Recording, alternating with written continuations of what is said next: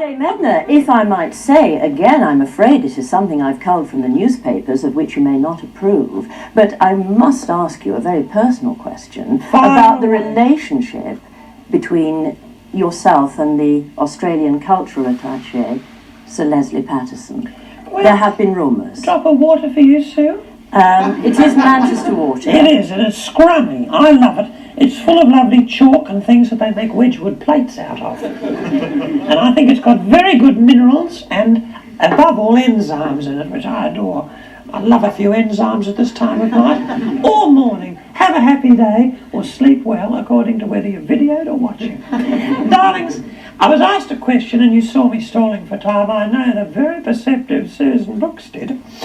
And she asked me about certain rumours about me and the Australian cultural attaché, Sir Les Patterson. And I want to say they're very unfounded. To start with, I was just a girl during the Second World War when the American fleet were in Australia. And Sir Les suggested I had immoral relations with those people. This is one of the most sickening charges, Sue! One of the most sickening charges that could ever be levelled at a woman. Can you imagine if your name was linked with well, almost anyone, darling? Shall we pass on to something happier? Because another thing I've heard about you, I know rumours are right. This woman has done the homework, viewers.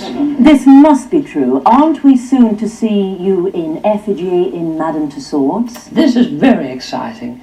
Now, even the least perceptive of our viewers, whether they be watching me over the morning papers or over the little tops of their eider-downs, depending, of course, as I said before, but those of you who have just tuned in won't have heard me say it before. Whether you're videoing the show or watching it in the morning, I should point out that I've recently been measured. I must be one of the very few women who's had their inside leg measured for the waxworks in London. Now, I'm wearing a full-length frock when I'm made into a model there.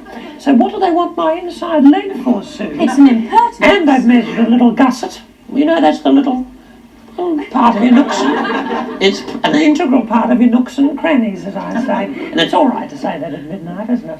Because it's the time we think about nooks and crannies a bit, some of us. In a nice way, in a wholesome way, I hasten to say. What will you be wearing in Madame Tussauds? I'm going to wear what I call my opera house dress. Yes. This is a beautiful dress based on the Sydney Opera House.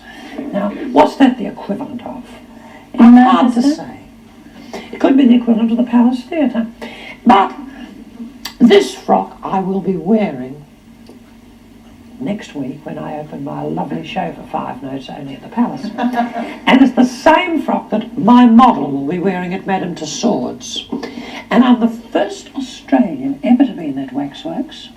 And what's interesting me very much, as is no doubt interesting our viewers, is who are they going to melt down? Who are they going to recycle? Who will it be? Barbara Cartland, I think. It could be Dame Edna, but she has royal connections these days. Well, they might be one of Henry VIII's wives, it could be. He could spare 1 or 2, I think. Don't you think? Or one of the singing groups that aren't so fashionable anymore. Perhaps the Seekers. They're Australian and they're not there. No. Who do you think? Who would you melt down by? Almost anyone, Dame Edna, in order to have you this there. This woman adores me, there's no doubt about it. But in a nice way, not in a permissive way. No, it has been until tonight worship from afar. I'm a little preoccupied, Dame Edna, with keeping fit these days. And you're a healthy-looking woman. Well, I'm a big girl, but you have childbearing hips. That's what my mother would have said if she'd seen you. Would she?